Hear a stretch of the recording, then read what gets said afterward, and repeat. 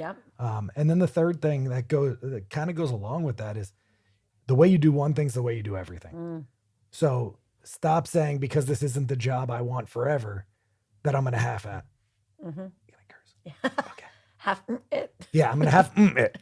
Um, so don't you know what I But mean? you're right, and that's you. If you follow any of workplace things right now, it's people complaining about the younger generation, which still talks about millennials and Gen Zs and what are the next ones, alphas or something. It's like I want a cushy job. I want I forget what they call it, like a floater job. Like I just want to, but have a little pride in it, right? Like don't just float around. Like take as much knowledge as you possibly can. That's not saying to be taken advantage of and work all these extra hours for no pay. Right. But what we're saying is like you need to owe it to yourself to put your effort in there, right? Yeah. And if you're not willing to do that and you just want to be a time punch clocker and just sit there and wait for the phone to ring, guess what? You should be telling people that in the interview process, right?